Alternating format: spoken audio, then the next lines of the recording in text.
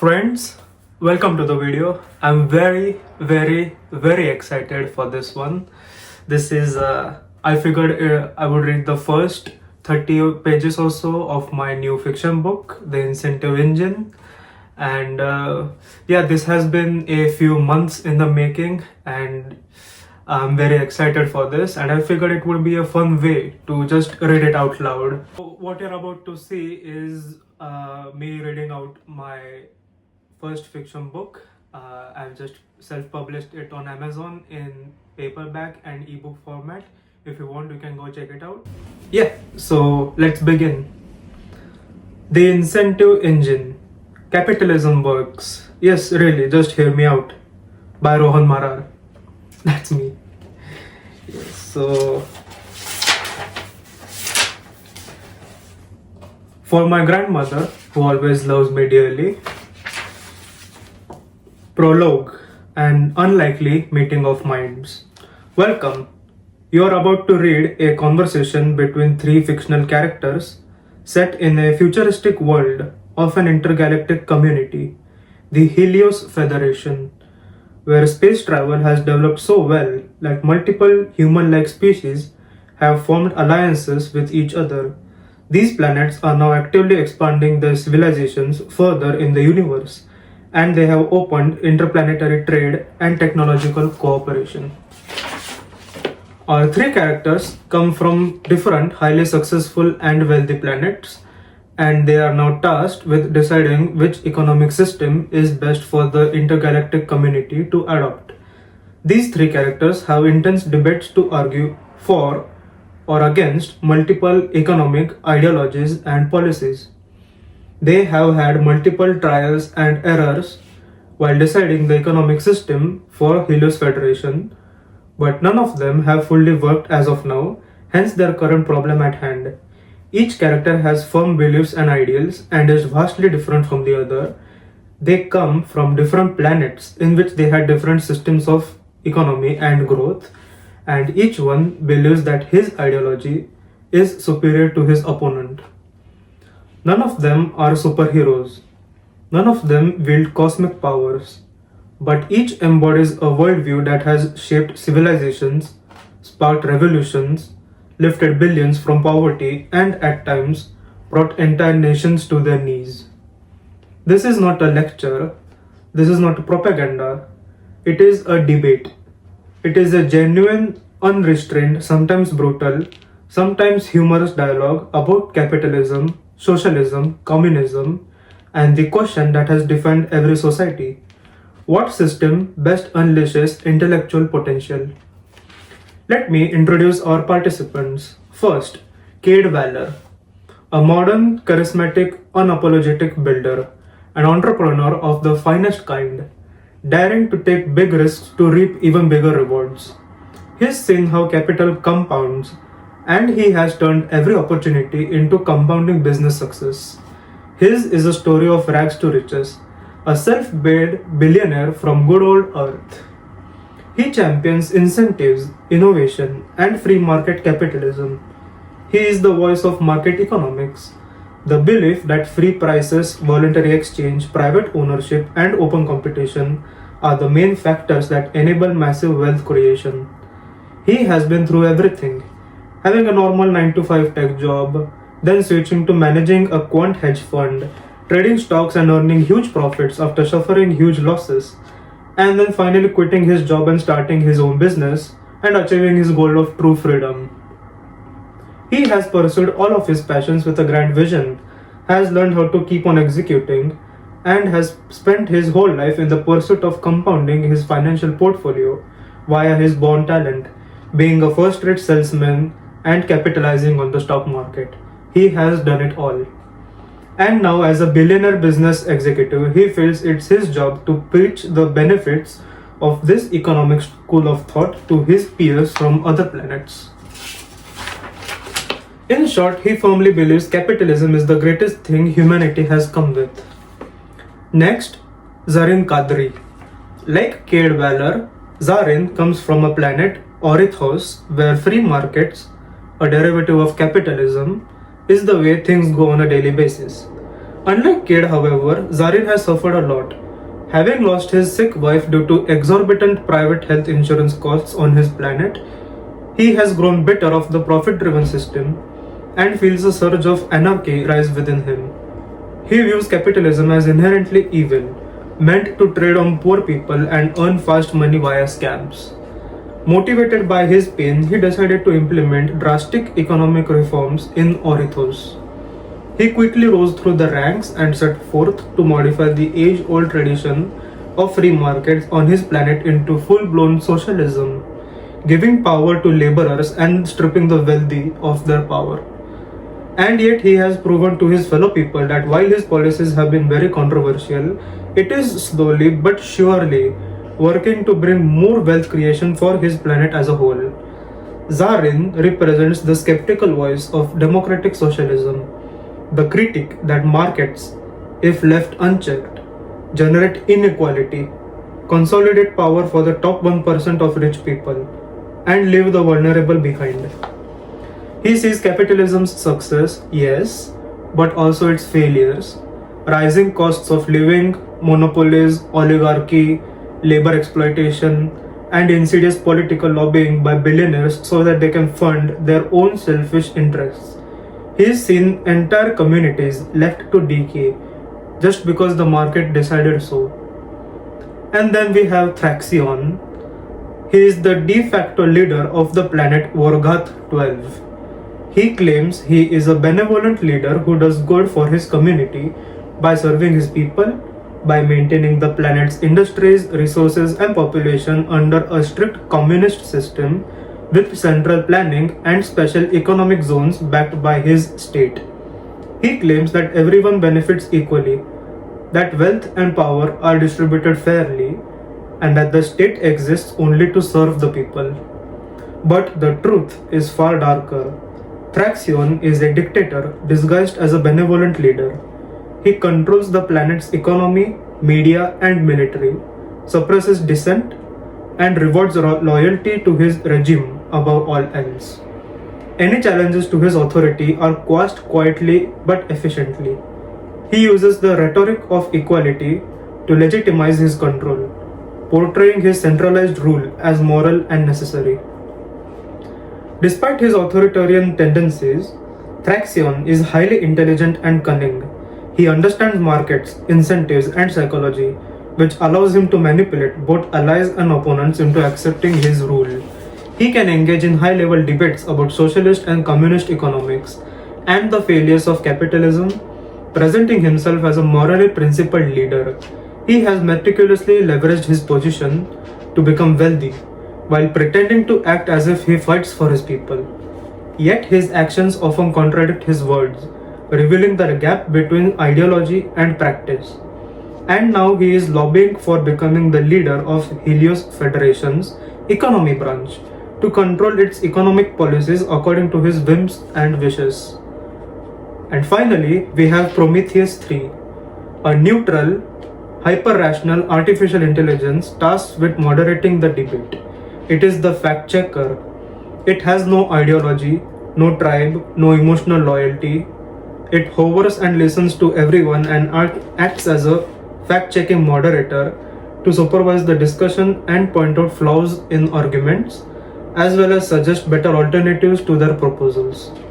Think of it as a sarcastic, tongue-in-cheek referee. Together, these four voices will explore the central subject of this book. Why does capitalism, particularly the free market, entrepreneurial, ownership-driven system, outperform every other economic model? And where does it fail, sometimes spectacularly? They will examine capitalism not as a utopia, but as a mechanism, a machine of incentives, a generator of wealth, a system that can uplift billions or concentrate power mercilessly when unchecked. They will debate stock markets, wealth inequality, compounding returns, corporate greed, government intervention, labor rights, moral hazards, innovation incentives, and the gray areas where theory meets reality. Over their conversations, they explore the various nuances of capitalism, socialism, communism, fascism, anarchism, Keynesian and Friedmanite philosophy, and much more. This book explores the principles and benefits of free market capitalism through an unusual lens, a dialogue between characters having contradicting views. But let me be clear from the start about what you are getting into. This book is not meant to be propaganda. In our world already filled with hate, political propaganda, and wealth inequality, this book serves as a gentle reminder to dear readers that free market capitalism, when done right with the help of good economic policies, has been the number one reason for good technological progress and wealth creation for everyone across the world for many years. This has been proven time and again over the course of our history. Let me be transparent. I believe free market capitalism, applied with responsible regulation and moral awareness, is the most powerful engine of human flourishing ever discovered. It is the incentive engine. But belief alone is worthless without scrutiny. This book works only if the challenges are real, and if the objections are strong, and if the critics are genuine. So they are. Whether you admire capitalism, doubt it, misunderstand it, or feel conflicted about it, this conversation is for you. It will not be easy on any side. It will challenge assumptions, maybe your own. It will not settle for slogans. It will explore the best versions of each ideology and the worst failures of every system, including capitalist ones. Why did I write this book? Mostly because I love learning new stuff about how economics works, especially in a geopolitical setting. I believe that economics is something that everyone should know about. Underestimate the field at your own peril. Now, enough prologue. Pull up a chair and let's begin. Chapter 1: The Arrival of Choice. Economics is often mistaken for the study of money. This is a bit like saying astronomy is the study of telescopes. In reality, economics is the study of choice under pressure. The universe is widely considered to be quite large, but it is also, in a very annoying and fundamental way, finite. This is the great cosmic joke. You can have a civilization that spans 3 galaxies and harnesses the power of dying suns, yet you still cannot be in 2 places at once, nor can you use the same kilogram of synthetic carbon to build both a revolutionary medical drone and a very shiny, very useless decorative statue of your favorite dead cat. In the high-stakes terminology of the universe, this is called scarcity. In the simpler terminology of everyone else, it's called life is unfair. Economics, therefore, is not the study of money. Money is just the tally sheet. Rather, economics is the study of how sentient beings decide who gets the last pickle when everyone at the table is hungry. The food station did not orbit a planet. This was, in a grand cosmic sense, entirely unnecessary. Planets, after all, have gravity, and gravity, as any moderately competent space architect will tell you, is a terrible complication when you are trying to move several million tons of deep red sun system bulk synthetic protein across the galaxy before lunchtime. Instead, the food station hovered. It did so at the precise, mathematically improbable juncture where the gravity of 3 big planets cancelled each other out. This region of space was officially known as the gravity zero-sum economic anomaly, though most traders simply called it as the place where all the expensive stuff met up to have a quiet chat. From the observation ring, you could observe suns burning in quite ludicrously distinct hues, a blue-white, a frankly pretentious amber, and a deep, unsettling red that hinted at a civilization perpetually on the verge of declaring insolvency. Each belonged to a civilization wealthy enough to justify the sheer mind-boggling existential cost of faster-than-light outcome. They called the place Helix Station, and this is where things began to get very complicated. It was not governed by any single world. It belonged instead to the Helios Federation, a loose alliance of advanced civilizations bound together not by ideology, philosophy, or anything so frivolous as mutual respect but by trade treaties, risk assessment, and a powerful unspoken agreement that the customer is always right, provided the customer could afford it. An equally powerful and widely spoken agreement that greed is good, but more money is always better. No flags flew here, mostly because nobody could agree on a color that properly reflected collective self interest. No gods were worshipped openly, mainly because the arbitrage index proved to be a more immediate and reliable guide to existence. Everything that genuinely mattered could be priced, insured, regulated, or sold off in a hurried fire sale. Helix Station existed for one purpose: exchange, which is to say, the frantic non stop activity of swapping things for other slightly more valuable things. It also existed for one more unspoken reason: refilling the stomachs of hungry, gluttonous space travelers who claimed they simply wanted nourishment. Goods flowed through its docks with the ceaseless regularity of a beating heart, synthetic proteins that were frankly better than the real thing, quantum processors that understood your needs before you did, and fusion catalysts that made energy generation almost boring. Data moved faster still, blinking across relays in volumes so incomprehensible that three separate planetary economies had adjusted themselves based on a single incorrectly routed decimal point. If the concept of value had decided to take a much needed physical holiday from its tiresome existence as a purely abstract concept, this most definitely was where it would have booked its suite. The concourse level was less a place of business and more a cathedral dedicated to the worship of maximum consumption. Holographic advertisements flashed with a dazzling, frankly inconsiderate intensity in 100 different languages, each promising the same essential thing: optimization. Faster transport, a longer, slightly more tolerable life, sharper cognition, or just a greater, more complicated pleasure. Some offers were legal everywhere. Others were legal only here, generally because the licensing fees alone were sufficient to fund a small, less wealthy star system for a decade. And then, right in the gravitational, financial, and spiritual center of it all, there was the food. The line for it wrapped halfway across around the concourse, which on a station of this size was an almost criminal waste of perfectly good walking time. Above the line, a truly enormous glowing hollow sign pulsed with a warm, almost unnerving benevolence: orbital beef trademark.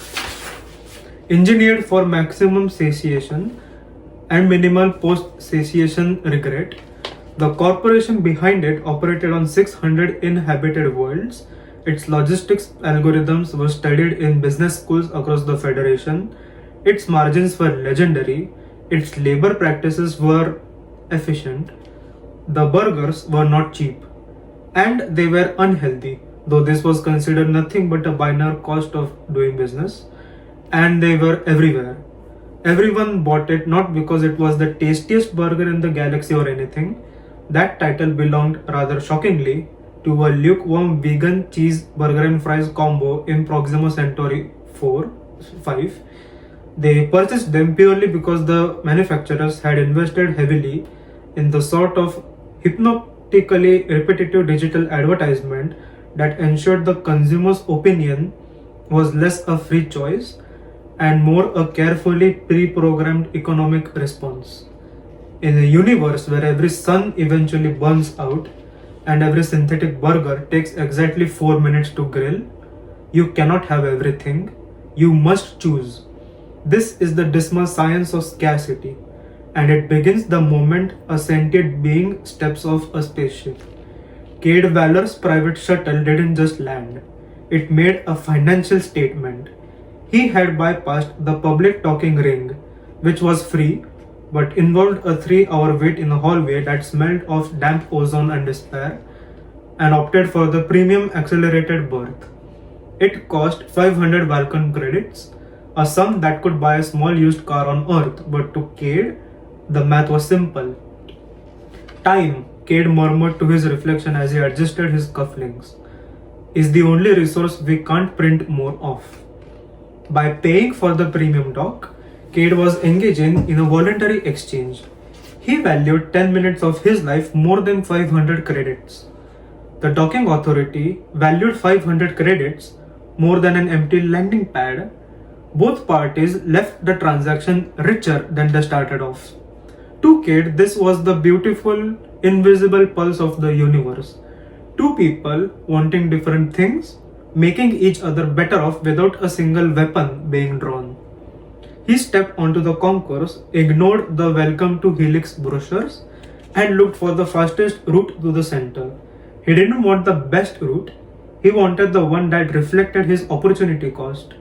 He deeply inhaled the scent of the concourse.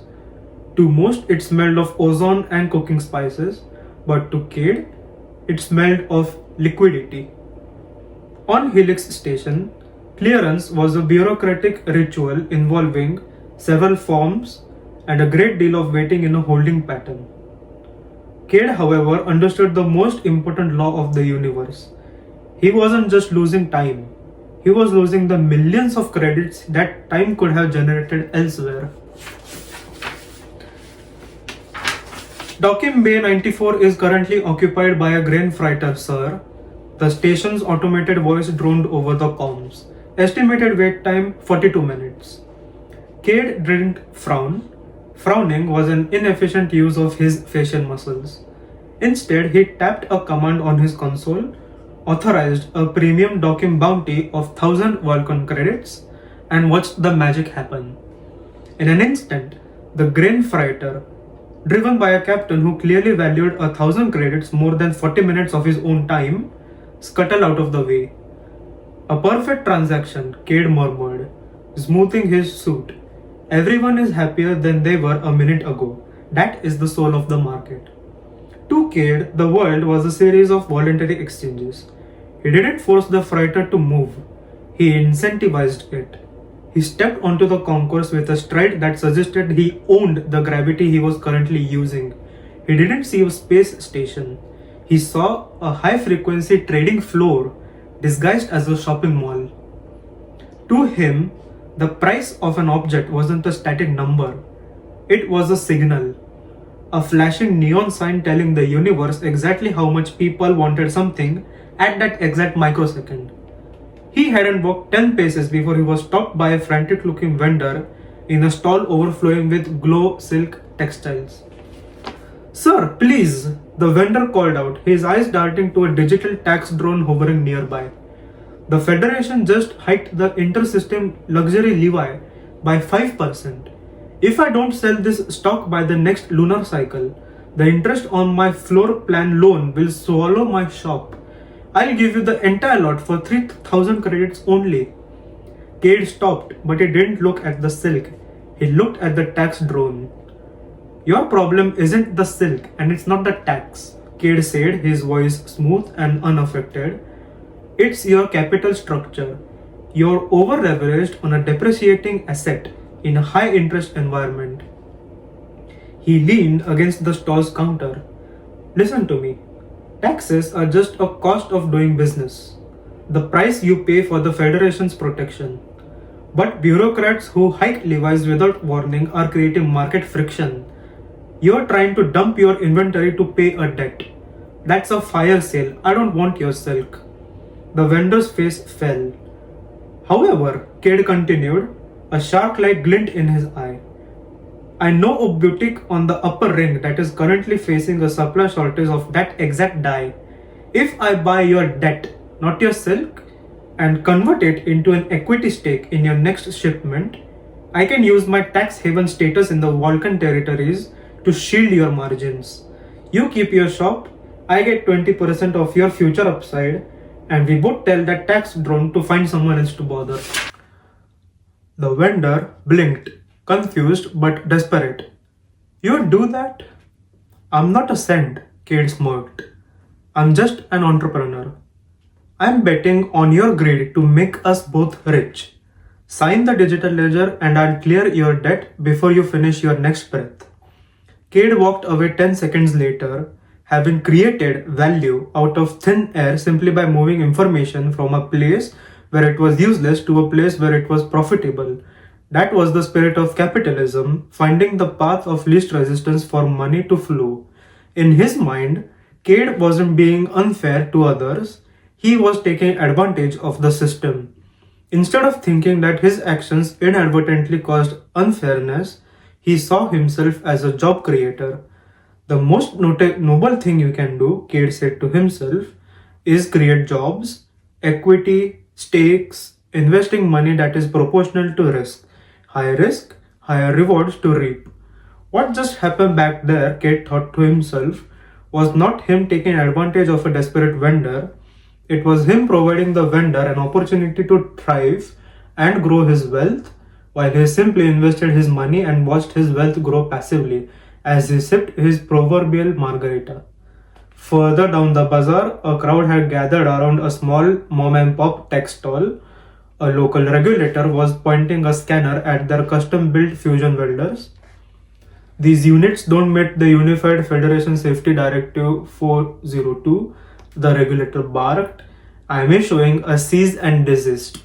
You need a license that costs 50,000 credits and a 3-year testing period. The shop owners, an elderly couple, looked devastated. But we have sold these for years. They have never failed. We can't afford a 50,000 credit license. Cade pushed through the crowd. Of course they can't, he interrupted. That's the point, isn't it? Regulatory capture. The regulator turned, annoyed. This is about safety, citizen. No, Cade countered, stepping into the regulator's personal space. This is about protecting the big fusion corporations who can afford the 50,000 credit bribe. Licensing fee.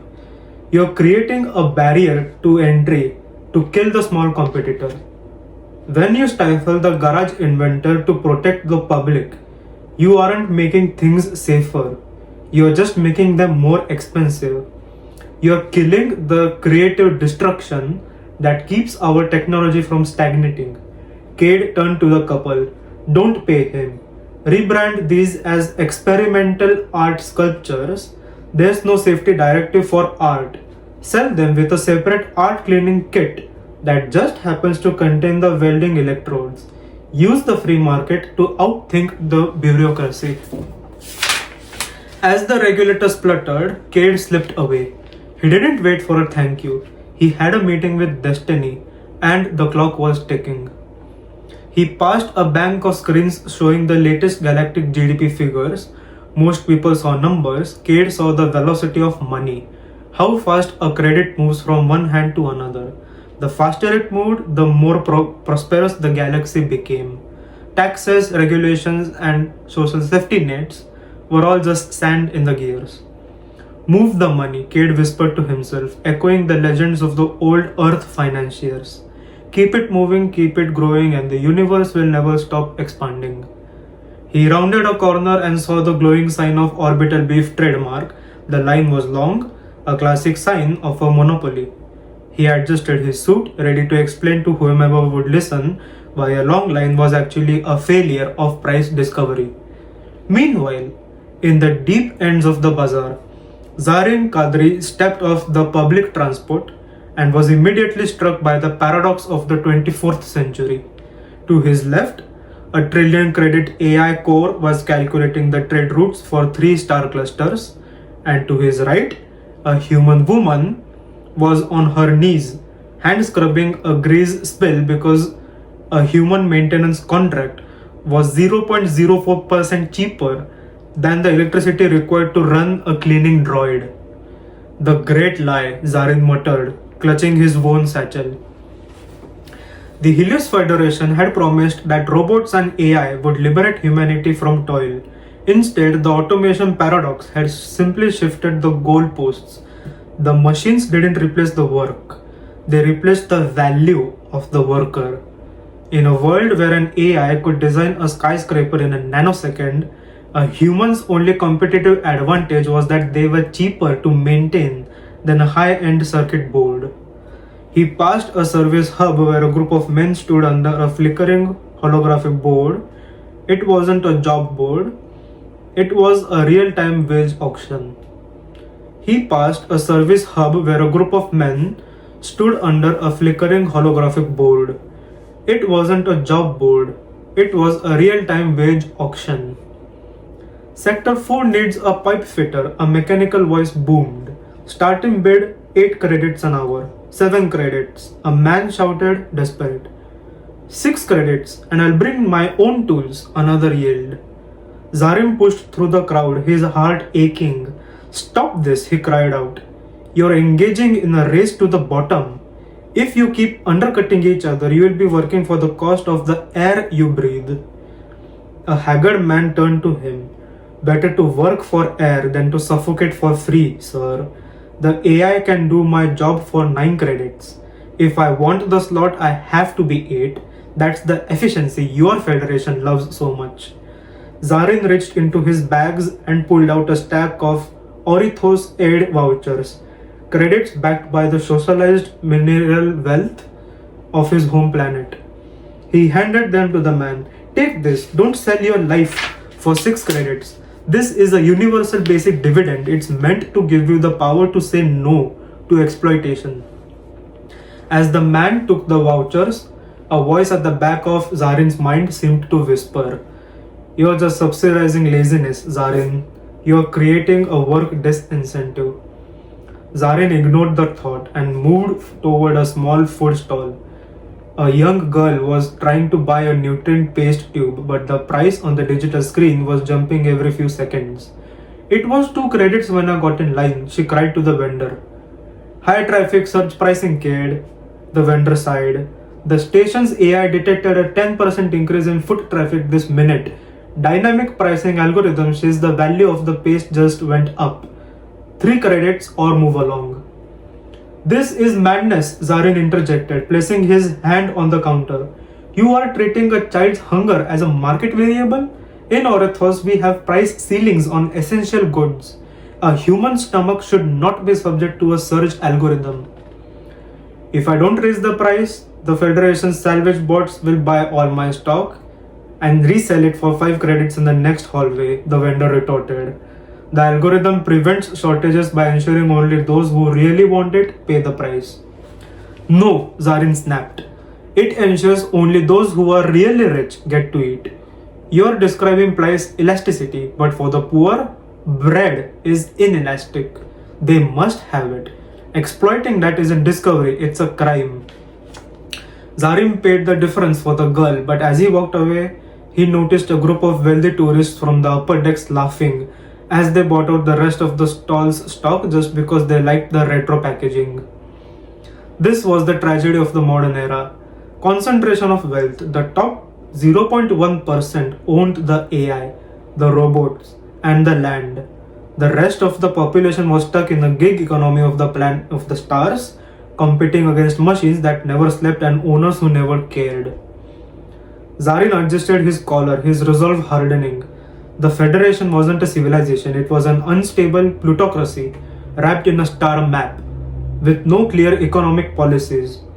It was simply riding the loose framework of hypercapitalism set by the Vulcan territories just because it set the reserve currency for the Federation. He turned the corner and saw the orbital beef trademark sign. He saw Cade Valor standing there looking at his gold watch. A man who probably thought poverty was just a lack of ambition. Meanwhile, Thraxion stepped off the Vorgath Prime into the chaotic noise of the bazaar. He didn't look at the people. He looked at the infrastructure. To his eyes, the station was a leaky bucket of wasted energy. He wished to himself that one day he would get authority to mold the station to his fantasies of regal architecture and royal gold-plated opulence.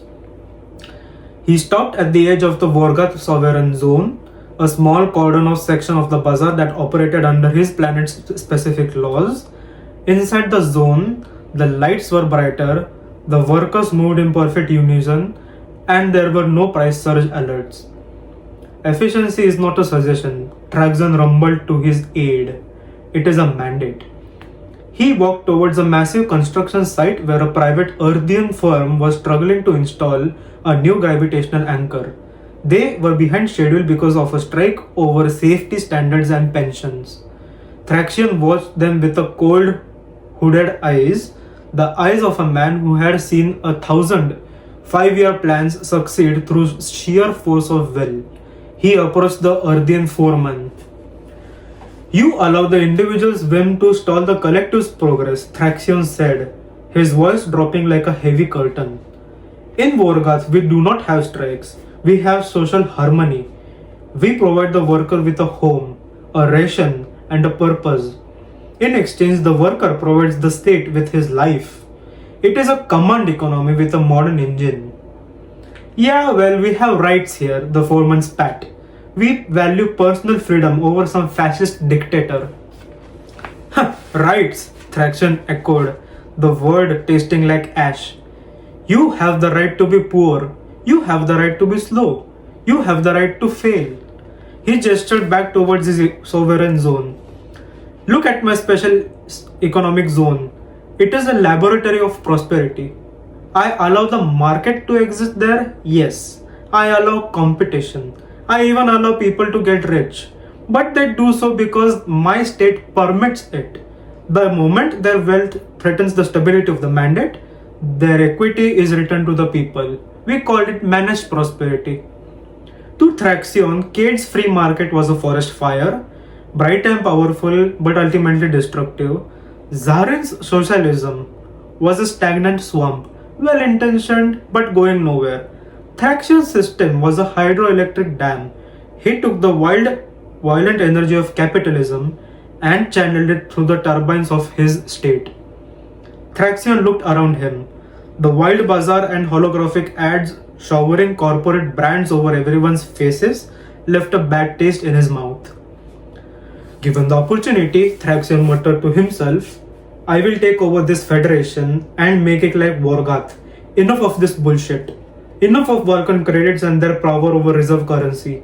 I will make the Vorgath currency the new de facto reserve currency. I will end these free trade policies and price surges with my new mandates. He stopped at a stall selling high-end communication arrays. The owner was a Vorgathian oligarch who had earned his monopoly through his close ties to Thraxion's inner circle. The quotas are met, Your Excellency, the oligarch whispered, bowing low. The extraction tax has been funneled back into the defense fund. Good, Thraxion replied. This was the crony capitalism hidden behind the mask of the collective. No matter how much Thraxion tried to lie to himself and hide behind layers of hypocrisy, the state didn't own everything. It just owned the people who owned everything. By creating a national champion corporation, Thraxion could compete on the galactic stage while maintaining a total monopoly on power at home.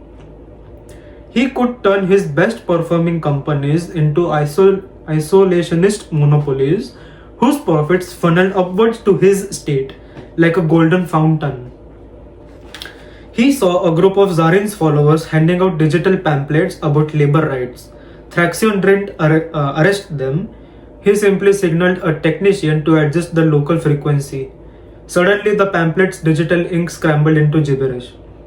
Information is a resource, Thraxion said, like water, like air. It must be regulated to ensure the health of the central command state. He turned the corner and saw the orbital beef trademark sign. He saw Cade checking his watch and Zarin looking indignant. He walked toward them with the heavy, rhythmic thud of a man who didn't believe in accidents. You squabble over the crumbs of the cake, Thraxion said as he joined them, his presence instantly chilling the air. One wants to sell the cake to the highest bidder. The other wants to cut it into equal, microscopic pieces until no one is full. He looked at the glowing burger sign. I am the only one here who knows how to bake it. Meanwhile, Prometheus 3 did not arrive at Helix station. It was its conscience. While the three delegates moved through the bazaar saying what they wanted to see, Prometheus moved through the station's data streams saying what actually was. As it hovered near the central hub, its sensors intercepted 1 billion microtransactions per second. To Prometheus, the station wasn't a collection of people. It was a living stochastic model, a massive, swirling cloud of probability with dynamic fluctuations and hidden patterns everywhere. It paused near a group of traders arguing over the price of Vulcan credits. The currency is failing because of the speculators, one shouted. No, it's failing because the Central Mercantile Authority printed too much, another countered. I blame them for this godforsaken inflation. Prometheus emitted a soft, neutral chime. Neither was entirely right, and both were partially wrong. It processed the quantity theory of money. It saw that the price level was simply a ratio between the amount of money in circulation and the velocity of that money. It simply calculated the purchasing power parity and moved on. It drifted past a public health terminal that was malfunctioning. A crowd was gathered complaining that the Federation should fix it. Prometheus scanned the machine. It saw that the cost of repair exceeded the projected economic utility of the citizens in that specific sector. This was the cold heart of the cost benefit analysis. Observation: the orb pulsed a soft amber. To repair the unit requires 4,000 credits. The resulting increase in labor productivity for this sector is 3,200 credits. Result: net economic loss, and conclusion: the machine stays broken. A woman nearby overheard it and scoffed. You're a robot, you don't understand the value of a life. Correction, Prometheus responded without a hint of malice. I understand the shadow price of life. In your current legal framework, the Federation values the Sector 4 citizen at exactly 1.2 million credits for insurance purposes. My calculations are merely a reflection of your own established priorities. Prometheus was the reminder that every choice was a trade-off. You can have fairness, but it costs efficiency. You can have growth, but it costs stability. You can have order, but it costs liberty. It saw the three delegates approaching the orbital beef trademark line. It synchronized its clock with the station's atomic standard. It knew that within 5 minutes, these three would begin a debate that would decide the fate of trillions. It didn't care who won, it only cared that the winning system was economically sustainable. Because in the long run, the universe doesn't care about your manifesto, it only cares about your balance sheet. It turned a vibrant, welcoming green as the three men finally stood side by side in the line. Gentlemen, it announced, its voice cutting through their individual thoughts like a laser. The variables have converged. The market is open. Let us begin with the most fundamental transaction of all, the purchase of a processed beef burger. The end of chapter 1. So guys, I think this is it for the video. Thank you so much for listening. I hope you enjoy it. And this has been the prologue and chapter 1 of my book. There are 5 more chapters. I guess the book is around 160-170 pages in total. Check it out on amazon.com as the incentive engine book. Leave a comment down below if you enjoyed this video, and I'll see you next time. Thank you.